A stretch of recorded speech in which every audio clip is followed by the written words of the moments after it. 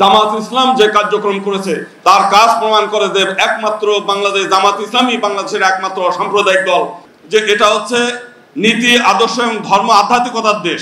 আমরা চাই এই দেশ ধার্মিক লোকদের দ্বারা পরিচালিত হোক, এই দেশ আধ্যাত্মিক লোকদের দ্বারা পরিচালিত হোক। আমরা জামাত ইসলামের আগে 2 জন মন্ত্রীকে দেখেছি যে তাদের বিরুদ্ধে নানান অভিযোগ থাকতে পারে, কিন্তু তাদের বিরুদ্ধে দুর্নীতির অভিযোগ আসে নাই।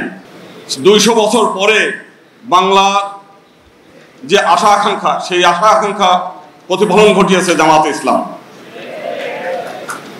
যে কাজ অন্যরা কেউ করে নাই সেই কাজ আজকে জামাত ইসলামী করেছে।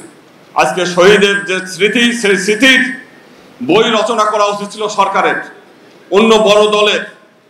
তাদের পাশে দাঁড়ানোর কথা ছিল অন্যান্যদের, কিন্তু সেই কাজটা তারা করে নাই।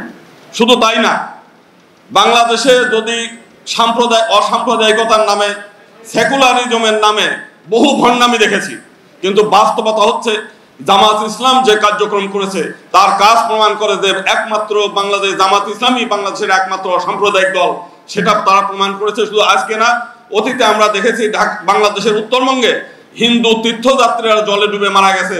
তাদেরকে আমরা জানার আগেই তারা তাদেরকে সাহায্যের হাত বাড়িয়ে দিয়েছে, তাদেরকে সেই ব্যবস্থা করেছে। আজকে আমাদের এই দেশের রাজনীতির কথা শুনলে মানুষের মধ্যে এই করে যে রাজনীতি করেন না।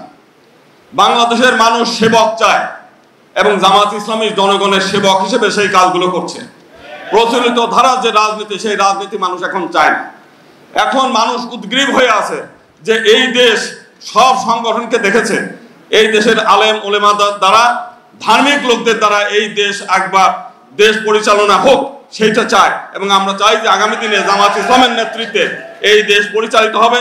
রাজনৈতিক ক্ষমতা না, তারা দেশের সেবা করে ইতিমধ্যে প্রমাণ করেছে যে দেশের জনগণের আমরা সেবা করতে চাই এবং সেবা করে। ক্ষমতা তাদের কাছে বড় চাওয়া না, সেটা অলরেডি জামাত ইসলাম প্রমাণ করে দিয়েছে। এবং এই দেশ, স্বামী প্রণবানন্দ বলছে যে এটা হচ্ছে নীতি আদর্শ এবং ধর্ম আধ্যাত্মিকতার দেশ।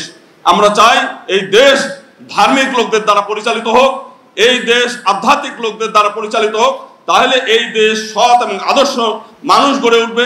আমরা জামাত ইসলামের আগে 2 জন মন্ত্রীকে দেখেছি যে তাদের বিরুদ্ধে নানান অভিযোগ থাকতে পারে, কিন্তু তাদের বিরুদ্ধে দুর্নীতির অভিযোগ আসে নাই।